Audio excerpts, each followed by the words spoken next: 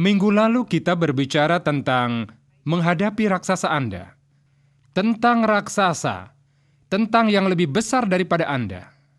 Yang melempar bayangan gelap dalam hidup Anda. Yang menyebabkan hal negatif bersama Anda kemanapun Anda.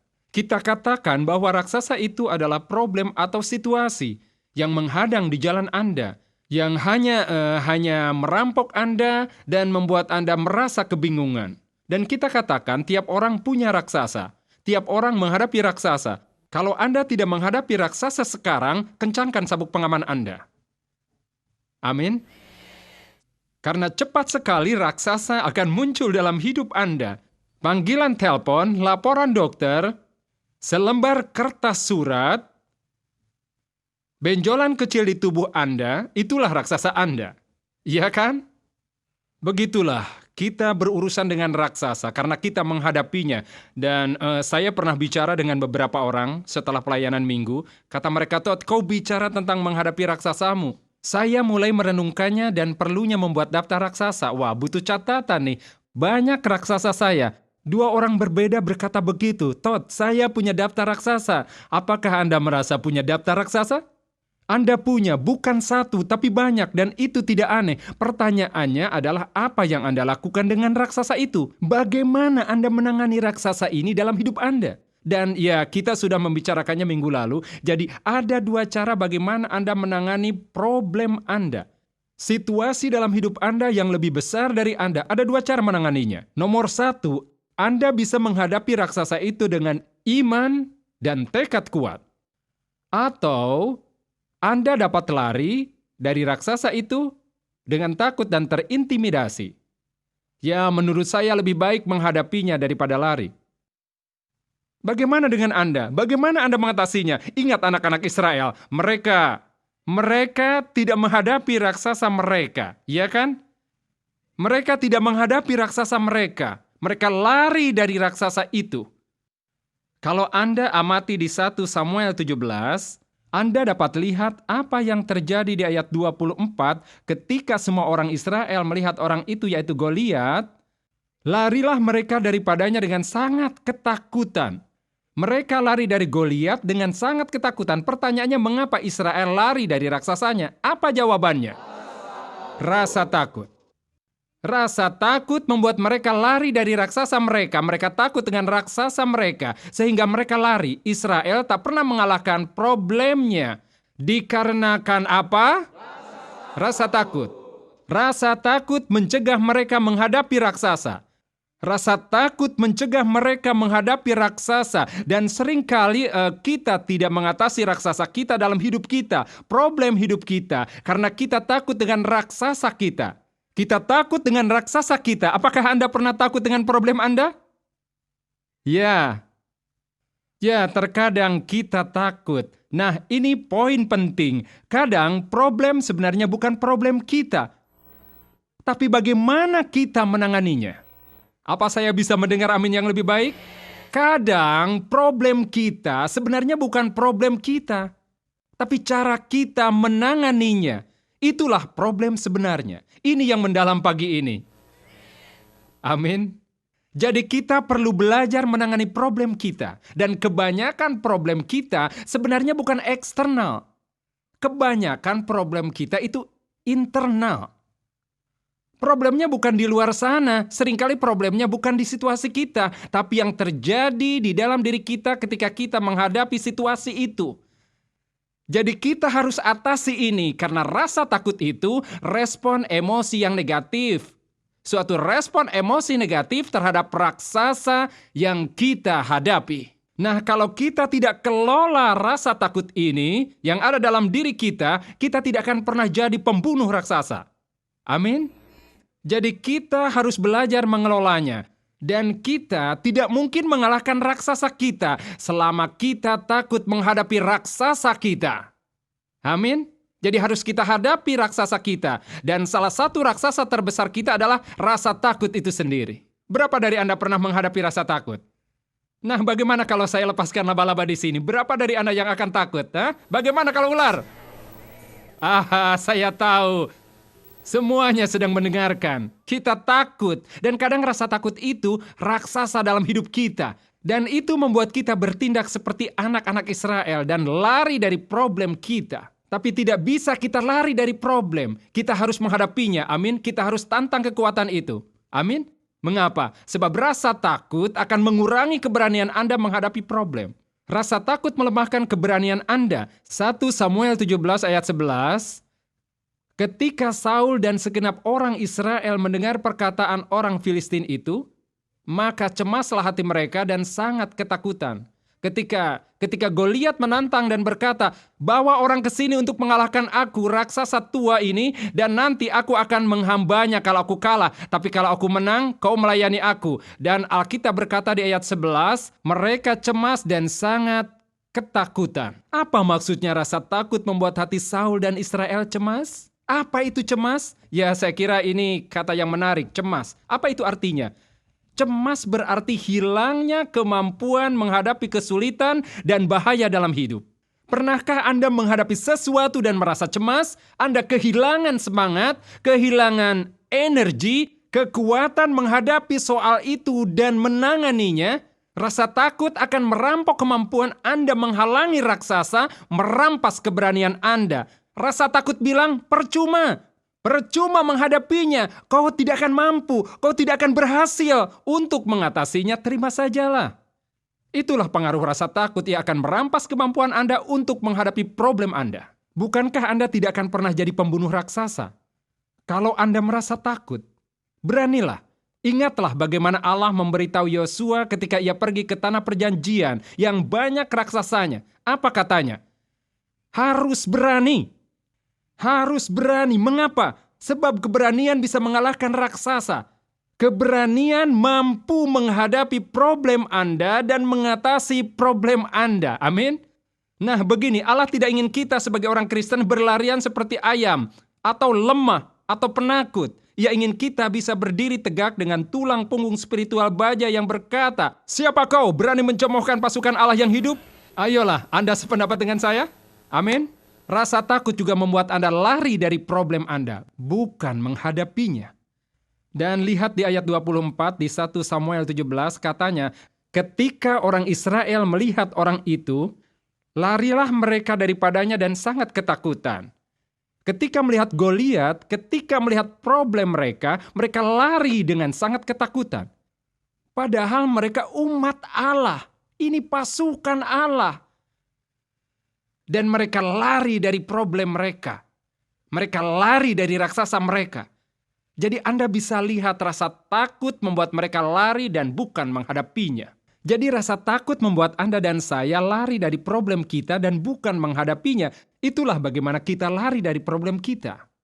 Ya, kita bersikap seperti membenarkan perilaku kita.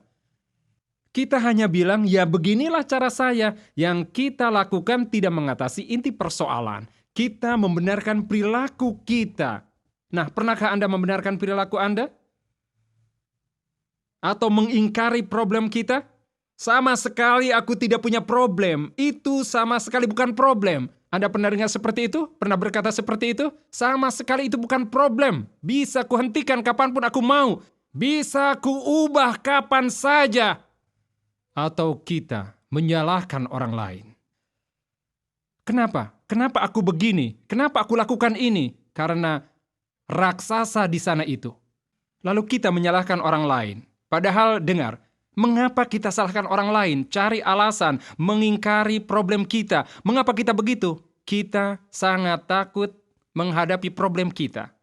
Nah, jangan lagi berkata aku takut menghadapi problemku. Kita hanya mengatakan hal-hal semacam membuang kesan lemah bahwa kita memang tangguh dan tahu cara menghadapi problem hidup, tapi kita tidak sungguh-sungguh ingin menghadapinya. Maka saya tidak percaya bahwa dengan cari alasan, mengingkari problem kita, kita akan menjadi pembunuh raksasa.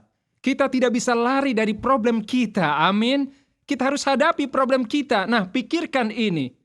Jika Israel tetap berdiri di sana di lembah, bukan sebaliknya malah lari masuk goa dan bersembunyi. Jadi, takut gagal tetap membuat kita punya problem. Takut gagal, ya kan? Takut kalau keadaan tak berubah. Takut kalau kita dipermalukan, kalau kita membicarakan problem kita, atau kalau kita berurusan dengan problem kita. Tahukah Anda harus melewati semua itu? Anda akan dengar komentar orang tentang problem atau situasi Anda. Anda akan mengerti, biarkan saja apa yang dipikirkan orang lain. Anda harus berurusan dengan problem Anda. Jadi rasa takut tetap membuat Anda punya problem. Nomor 3, rasa takut menjauhkan Anda dari potensi maksimum Allah. Siapa yang mengetahui potensi besar dari diri Anda? Anda tahu benih? Benih punya potensi besar. Dan terkunci dalam benih itu. Anda taruh benih itu di tanah, Anda biarkan bertunas, berakar, membiarkan tumbuh, dan luar biasa apa yang terjadi dengan sebuah benih, ya kan? Berapa dari Anda yang tahu benih Allah ada dalam diri Anda? Dan terdapat potensi besar dalam diri Anda. Terdapat kemampuan besar untuk sukses dan makmur. Amin. Allah tidak menciptakan kegagalan. Allah menciptakan orang sukses. Amin. Allah tidak menciptakan pecundang, Ia menciptakan pemenang. Amin. Ia tidak menciptakan orang untuk lari dari problem mereka. Ia menciptakan orang untuk menghadapi problem mereka. Allah berfirman di Yeremia 29 ayat 11, sebab aku ini mengetahui rancangan-rancangan apa yang ada padaku mengenai kamu, yaitu rancangan damai sejahtera. Ini kabar baik kan? Allah, pencipta alam semesta, ingin membantuku sejahtera. Ini ayat luar biasa. Rancangan-rancangan yang ada padaku, rancangan damai sejahtera, bukan rancangan kecelakaan untuk memberikan padamu hari depan penuh harapan.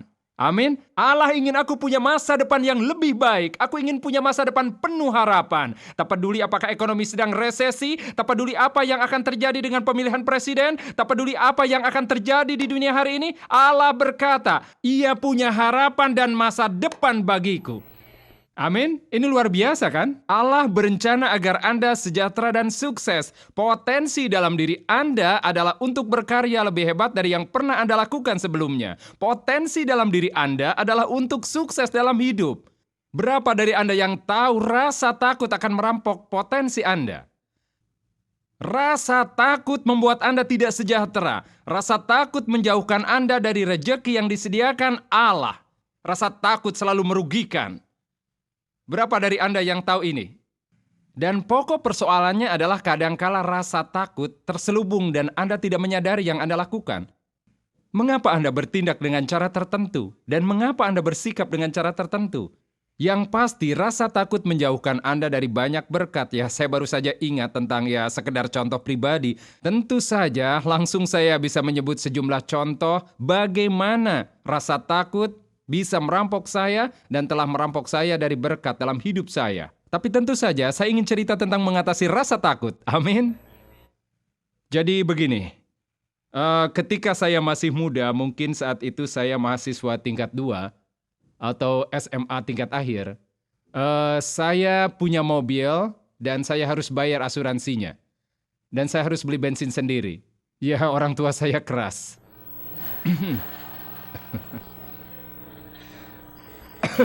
Anda tahu maksud saya? Jadi saya harus kerja untuk bayar asuransi dan beli bensin. Jadi saya harus buat janji sendiri sekarang dan saya tidak takut orang. Dan saya bekerja di TGNY. Siapa ingat TGNY? Ya, saya tinggal di Uret. Di sana TGNY di Epville. Dapat kerja di TGNY. Saya ditugaskan di bagian gudang. Tugas saya ambil barang atau produk yang ada di gudang dan menaruhnya di lantai. Bahkan saya tidak boleh menaruhnya di rak, hanya menaruhnya di lantai. Begitu. Waktu itu saya remaja, di sana dingin. Saya taruh barang, lalu saya ambil wadah dengan kereta kecil dan itu permainan. Ya, sekitar 2 atau 3 minggu bertugas, manajer panggil saya ke kantornya. Yang ternyata dia itu teman sekolah ibu saya. Dan dia tahu ibu saya. Saya disuruh masuk di kantornya dan saya pikir saya bermasalah. Saya pikir saya akan kehilangan pekerjaan. Dan dia panggil saya di kantornya dan katanya, Todd, kepala bagian hardware berhenti. Aku ingin kamu menjadi kepala hardware di siang hari saat kamu datang bekerja. Dan seketika itu rasa takut mencengkeram saya. Tunggu dulu, saya masih anak kecil. Saya masih anak-anak, masa disuruh mengurusi hardware? Apa tidak salah? Nanti pekerjaan Bapak malah berantakan. Itu bukan ide yang baik, Pak. Saya tidak bilang begitu, hanya di pikiran saja. Dan selain itu, saya tidak tahu produknya. Bagaimana kalau ada orang yang tanya? Dan saya tidak tahu jawabannya. Mau apa saya? Selain itu, wanita yang kerja dan semua yang kerja di hardware orang dewasa. Mereka tidak akan menurut padaku. Mereka akan bilang, anak kecil, keluar sana. Jadi ketika ia bicara, saya tidak mau mendengar lagi yang ia katakan. Saya dicengkram rasa takut. Saya pikir, jangan, saya petugas gudang, bukan kepala bagian. Pokoknya saya putuskan tidak mau tugas itu. Itu tugas gila. Tugas gila. Tapi satu hal terakhir yang ia katakan sebelum saya pergi, katanya, Todd, kaulah orang yang tepat dan kau bisa melakukan tugas ini. Lalu saya pergi dan memikirkannya terus. Saya merasa ditantang oleh wanita-wanita itu. Bukan aku yang menaruh, kau yang menaruh, nak. Kau yang tahu semua itu. Makanya beritahu aku tentang produk ini. Di mana kau temukan ini? Entahlah kalau begitu jadinya. Saya hanya bisa Anda tahu kan ketakutan dapat melumpuhkan Anda? Rasa takut merampok Anda. Juga saya ketika menyiapkan bicara. Pak, menurut saya bukan orang yang tepat untuk itu. Anda perlu berdoa untuk ini. Tapi ternyata sebelum saya bilang tidak, ketika saya ke kantornya lagi esoknya, saya sudah siap bilang tidak. Yang paling saya ingat adalah, kau orang yang tepat dan kau bisa melakukan tugas itu. Ketika saya jalan ke kantor, rasa takut di sisi lain berbisik, kau tidak bisa, kau akan gagal. Kau tidak mungkin bisa sukses. Kau akan kehilangan pekerjaan karenanya. Tak ada bensin untuk mobilmu. Kau harus hentikan asuransimu. Jadi begitulah. Dan sebaliknya, saya ingat ucapan orang itu yang berkata, kau bisa melakukannya. Kaulah orang yang tepat untuk tugas itu. Dan keberanian muncul. Dan saya bilang, oke, akan kulakukan. Dan pada saat saya bilang bisa melakukannya, saya berkeringat apa yang telah kulakukan. Tapi begini, inti dasarnya adalah, saya bekerja. Dan tidak tahu produknya, tapi saya pelajari itu. Para wanita dan semua pekerja yang ada di hardware mendengarkan saya, luar biasa. Dan gaji saya naik, karena saya mengurus departemen itu. Tapi inti cerita ini adalah, rasa takut hampir merampok kemampuanku mengembangkan bakat kepemimpinanku yang tidak terpikir olehku. Dan hampir merampok kesejahteraanku. Dan tidak ada yang pernah bilang, takut. Kecuali mereka tahu apa yang kurasakan. Dan saya percaya Anda dan saya tiap hari, kita menghadapi keadaan dan situasi di mana kita punya kemampuan untuk sukses dalam hidup. Meraih kemajuan. Dan rasa takut dalam diri kita berkata, kau tidak bisa. Stop di sini. Kau gagal. Apa kata orang nanti? Kau akan malu sekali. Rasa takut menghalangi Anda jadi pembunuh raksasa.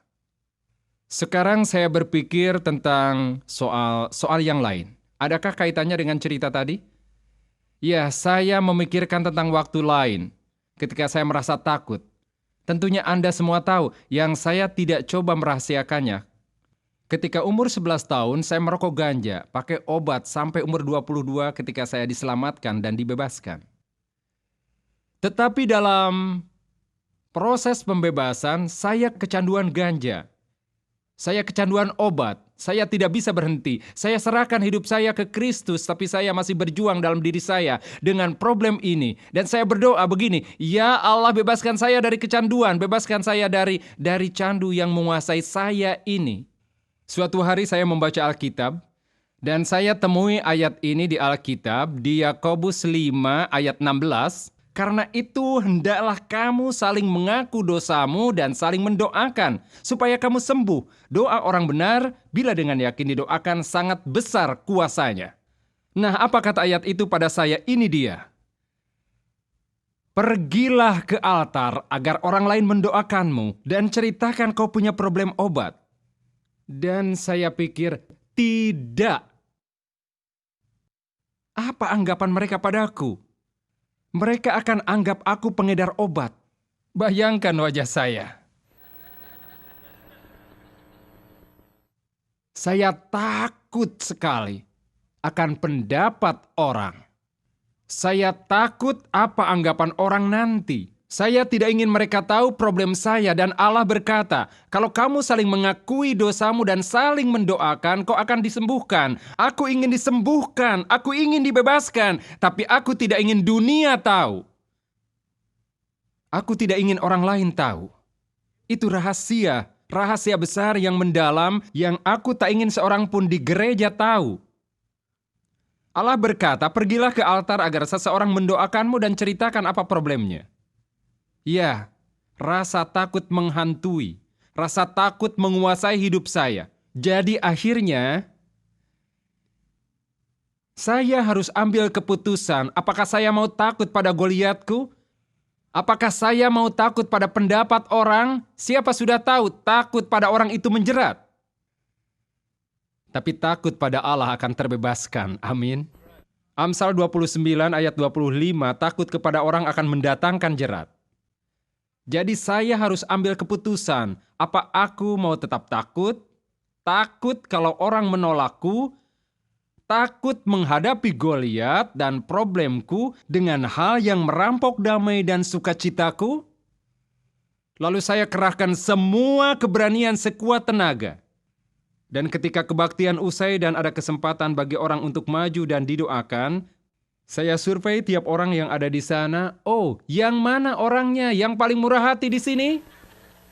Saya lalu ke altar dan saya tidak pernah lupa. Ketika saya minta orang untuk mendoakan saya butuh doa, saya punya masalah obat. Saya pikir mereka akan bilang begini, kembali ke kursimu kafir.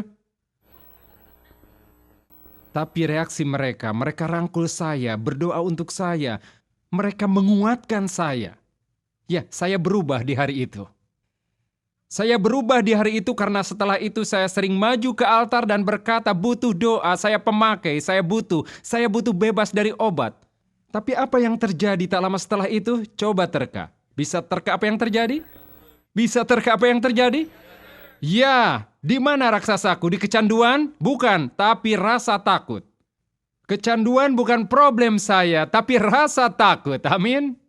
Potensi tujuan dan kemakmuran bukan problem, itu sesuatu yang ada dalam diri kita.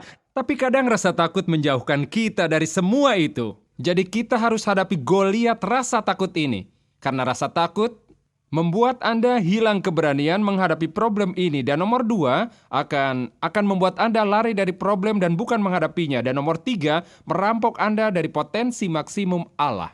Dengar kutipan ini. Jonathan Fowell berkata bahwa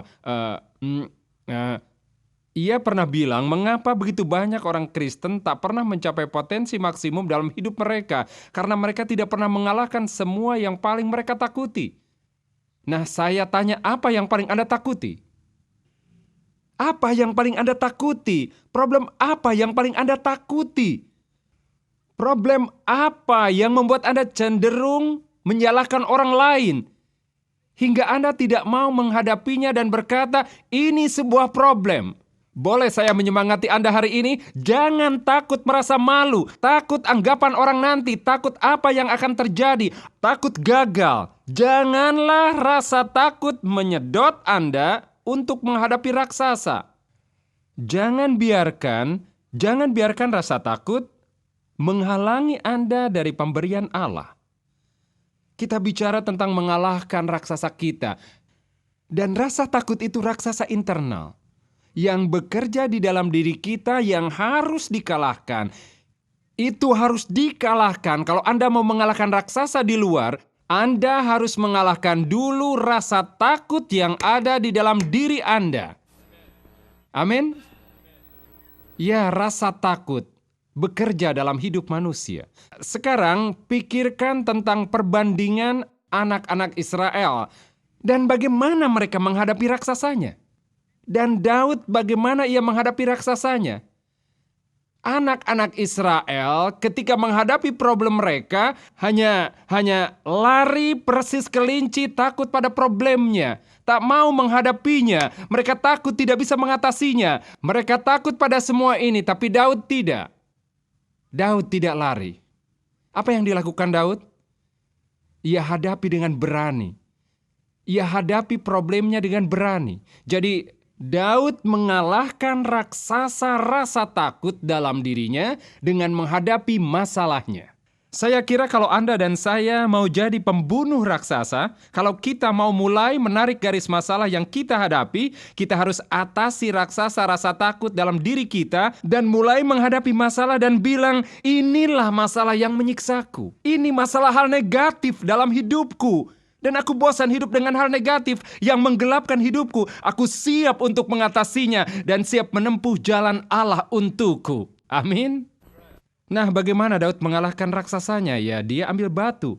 Dia mengalahkan raksasanya dengan batu, ya kan? Dia ambil 5 batu. Dia pakai 1 untuk membunuh Goliat. Saya ingin kasih Anda beberapa batu kalau Anda mau. Batu untuk mengalahkan raksasa dalam hidup Anda yang saya percaya kita bisa tiru kisah Daud di sini. Untuk bagaimana kita dapat mengatasi raksasa rasa takut ini yang terus saja mengintimidasi. Nomor 1. Ambil batu dan lemparkan batu itu ke raksasa Anda dengan mengembangkan kasih bagi Allah. Mengembangkan kasih bagi Allah. Manusia gagal menyadari betapa pentingnya hubungan mereka dengan Allah, yaitu meraih sukses dalam hidup. Dan saya percaya ini, semakin Anda mengasihi Allah, Anda harus lebih tangguh jadi pembunuh raksasa. Makin sedikit Goliat yang menghadang Anda makin dekat Allah. Amin. Dan kita tahu bahwa Daud mengembangkan kebaktian dan kasih bagi Allah dari kisahnya yang kita dengar. Cintanya besar pada Allah. Alkitab berkata di 1 Samuel 16, ingat ketika Saul kacau dan Allah siap memilih raja baru. Allah telah melengsarkan kekuasaan Saul dan Isai membawa anak-anaknya ke sana. Dan Samuel telah siap memilih salah satu dan katanya, tidak, bukan mereka ini. Dan katanya, apa kau punya anak yang lain? Dan katanya, oh iya, kami punya anak mungil, hidungnya kemerah-merahan, agak bandal, di sana di ladang, menggembala domba. Dan katanya, bawa dia ke sini. Dan ketika Samuel menunjuk salah satu dari saudara raja lainnya, Allah berkata padanya, dan tunggu dulu, bukan dia. Ada yang lain. Dan di Samuel 16 ayat 7, Allah berkata pada Samuel, janganlah pandang parasnya atau perawakannya yang tinggi, sebab aku telah menolaknya. Bukan yang dilihat manusia, yang dilihat Allah. Manusia melihat apa yang di depan mata, tetapi Allah melihat hati. Allah melihat hati. Nah, kita semua punya penampilan luar berbeda. Benar? Kita punya penampilan luar. Di dunia ini, penampilan luar kita berpengaruh pada cara orang melihat dan memandang kita. Bagaimana kita, apakah hidup kita sukses atau tidak? Dan Allah berkata, kalau kamu ingin makmur, ingin sukses, jadilah pembunuh raksasa. Ini tidak ada hubungannya dengan penampilan luar. Tapi erat sekali hubungannya dengan kondisi hati. Nah, tentang bagaimana kondisi hati Anda, kita semua punya rupa hati yang sama. Anda sependapat? Kita semua punya hati yang sama. Amin? Atau bisa punya hati yang sama. Nah, mengenai Daud mengalahkan raksasa rasa takutnya dengan mengembangkan kerinduan pada Allah. Persahabatan erat dengan Allah. Berapa dari Anda yang tahu semakin dekat Anda dengan Allah, semakin besar problem yang Anda hadapi? Raksasa lebih besar bisa Anda taklukkan. Makin dekat Anda dengan Allah, makin berkurang rasa takut Anda pada problem. Amin. Dan Alkitab berkata di Kisah Para Rasul 13 ayat 27, setelah Saul disingkirkan, Allah mengangkat Daud menjadi raja mereka. Tentang Daud, Allah telah menyatakan, aku telah mendapatkan Daud bin Isai, seorang yang berkenan di hatiku dan yang melakukan segala kehendakku. Nah, Daud orang yang berkenan di hati Allah. Ia ingin yang diinginkan Allah. Ia mau yang Allah mau. Ambisi-ambisinya dalam hidup hanya untuk menyenangkan Allahnya. Itu yang ingin dia lakukan ketika ia bersikap hanya untuk menyenangkan Allah. Melakukan yang Allah inginkan, taat pada Allah saat Allah bicara padanya. Intinya ia hanya ingin tumbuh dalam Allah. Allah mulai memberinya kemampuan untuk menjadi pembunuh raksasa. Dan Daud tidak menyadarinya. Dan ini terjadi ketika ia tumbuh dalam Allah. Amin. Nah, apa yang terjadi sekarang saat Anda duduk di gereja mendengarkan firman Allah? Allah menjadikan Anda pembunuh raksasa. Amin. Allah memberi Anda kemampuan mengatasi problem besar hidup Anda dan menaruh di kaki Anda hingga Anda dapat naik di atas keadaan dan bukannya keadaan di atas Anda. Bagaimana itu terjadi? Daud sedang di ladang, dalam kesendirian, tumbuh dalam Allah, bersama Allah, bekerja dengan hati di hadapan Allah, memastikan hatinya benar di hadapan Allah. Berapa dari Anda yang tahu dosa akan membuat Anda lemah? Dengan menjauhi dosa dari hidup Anda akan tangguh dalam Allah. Amin.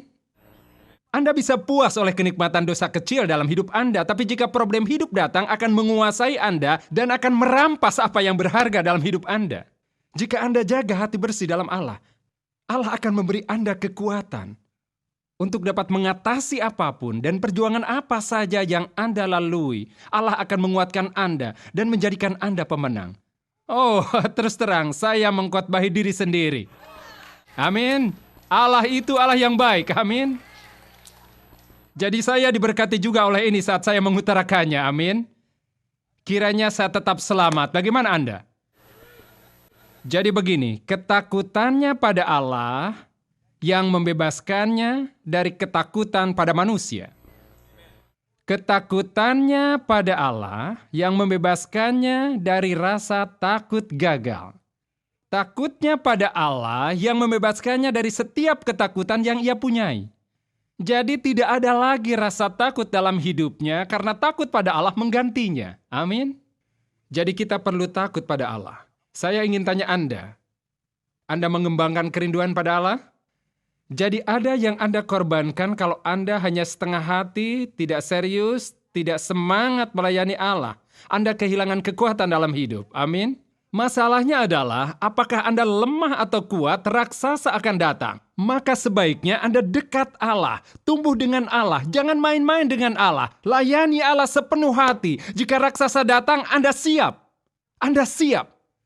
Anda dapat yang Anda perlukan, dan Anda dapat batu kerinduan pada Allah, takut akan Allah. Jika raksasa datang, Anda tidak perlu lagi cari-cari batu.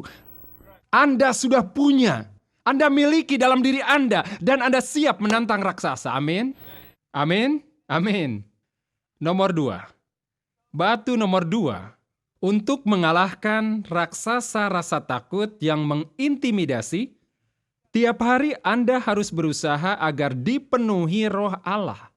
Tiap hari berusaha agar dipenuhi roh Allah.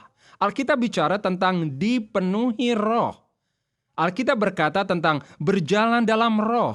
Anda bisa menjadi orang Kristen, tapi tidak dipenuhi roh. Anda bisa menjadi orang Kristen dan tidak berjalan dalam roh. Bisa kita dengar amin? Hanya karena diselamatkan bukan berarti Anda dipenuhi roh. Hanya karena Anda diselamatkan bukan berarti Anda berjalan dalam roh. Alkitab berkata, jangan menyedihkan roh, jangan padamkan roh. Kita dapat menyedihkan roh dan padamkan roh tiap hari dalam hidup kita. Tak mau jadi pembunuh raksasa, kita dapat diselamatkan. Dan tidak jadi pembunuh raksasa. Kita harus dipenuhi roh. 1 Samuel 16 ayat 13, Samuel mengambil tabung tanduk yang berisi minyak itu dan mengurapi Daud di tengah-tengah saudaranya. Sejak hari itu dan seterusnya, berkuasalah roh Tuhan atas Daud. Lalu berangkatlah Samuel menuju Rama. Daud itu orang yang dipenuhi roh. Ia tidak saja diselamatkan, ia dipenuhi roh. Anda tahu Alkitab bicara tentang Kristen kedagingan? Bicara tentang Kristen dipenuhi daging, yang mereka kerjakan hanya memberikan makan daging dan memuaskan daging. Anda bisa diselamatkan dan bisa menjadi orang Kristen kedagingan. Tapi Anda tidak jadi pembunuh raksasa kecuali Anda dipenuhi roh. Ayolah, ini memang berat tapi ini benar. Amin. Mari Anda membantu saya hari ini. Ini kebenaran bukan? Anda harus dipenuhi roh. Amin. Dan Anda harus ingin dipenuhi roh. Adalah roh Allah yang menguatkan dia, menundukkan raksasanya dalam hidupnya.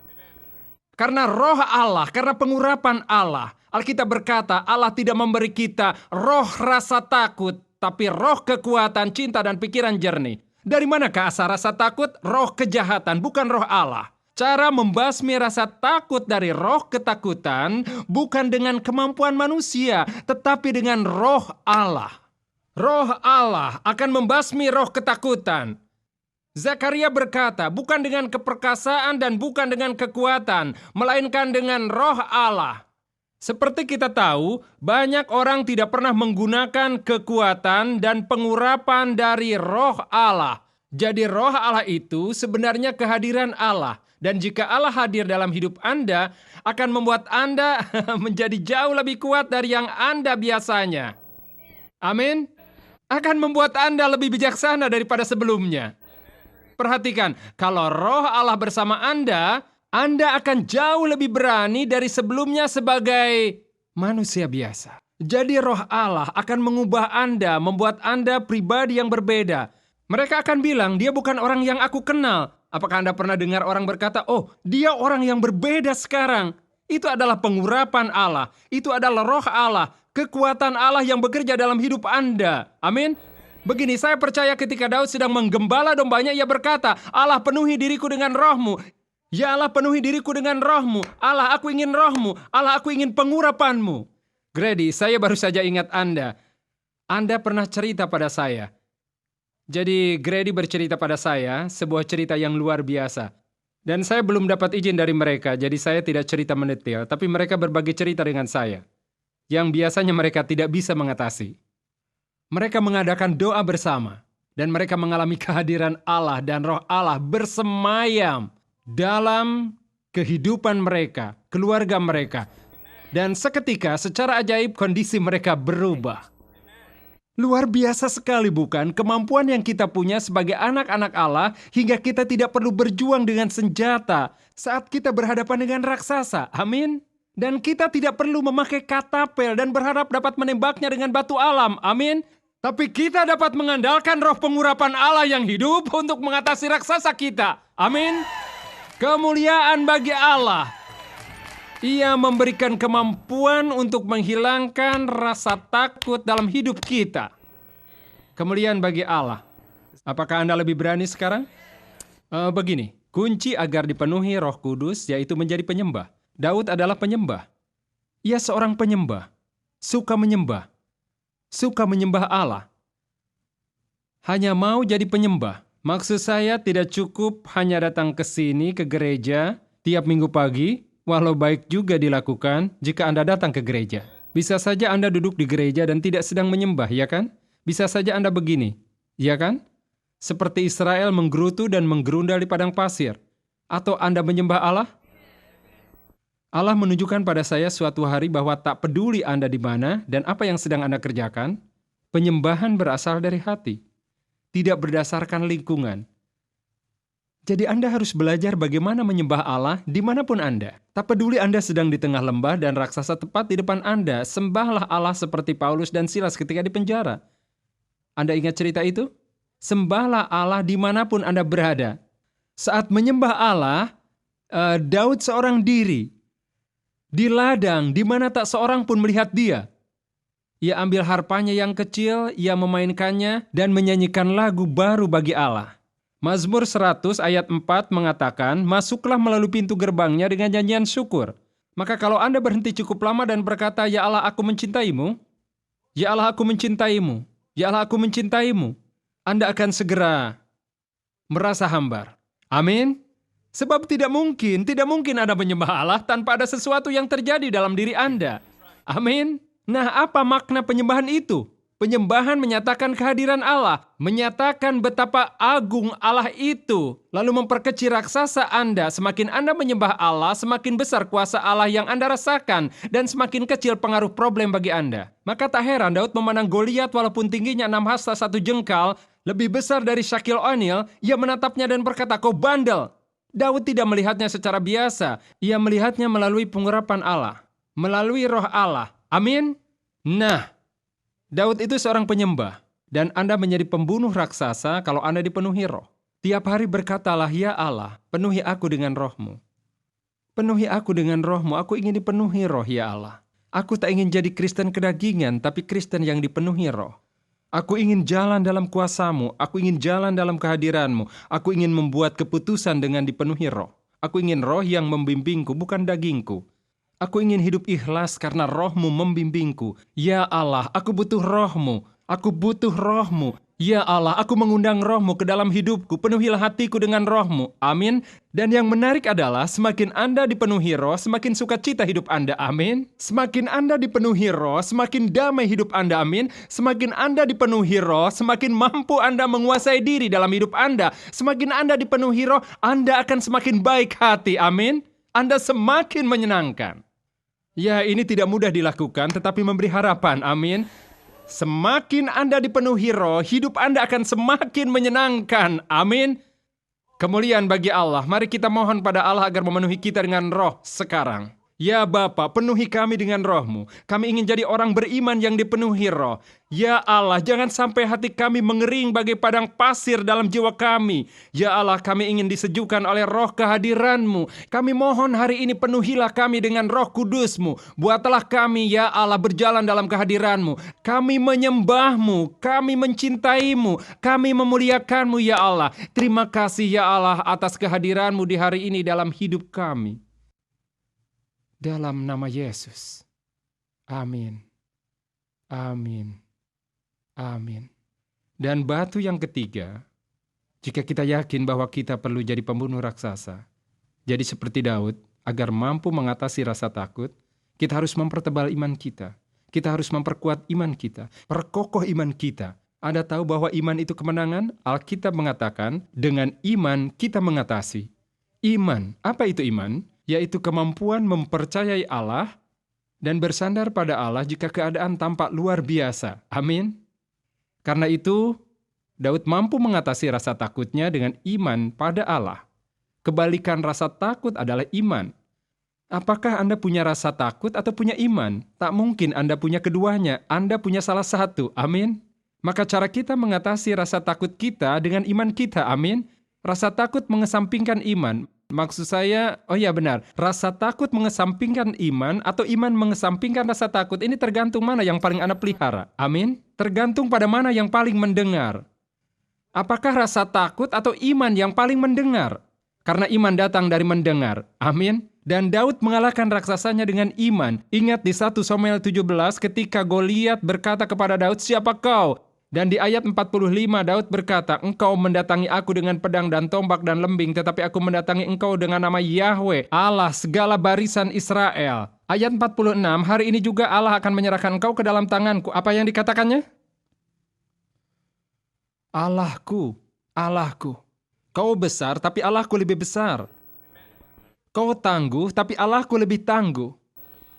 Amin. Amin. Saya tahu ini sulit, tapi Allah adalah Allah dari segala yang tak mungkin. Tak ada yang terlalu besar bagi Allahku. Aku tahu kau punya lembing tua yang besar, tapi Allahku punya lembing yang lebih besar dari punyamu. Amin. Kau gunakan lembing biasa, Allahku gunakan lembing luar biasa. Amin. Jadi imannya itu pada Allah.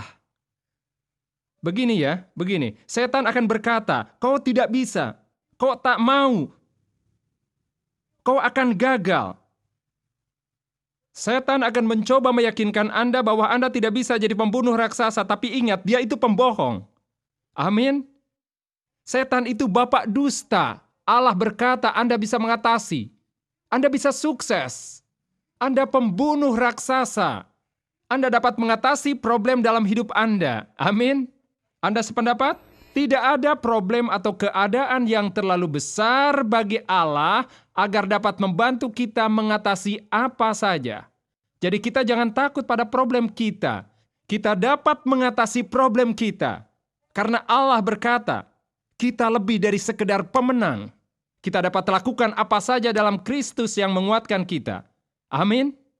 Allah tidak memberi kita roh rasa takut, melainkan roh kuasa, roh cinta, dan pikiran jernih.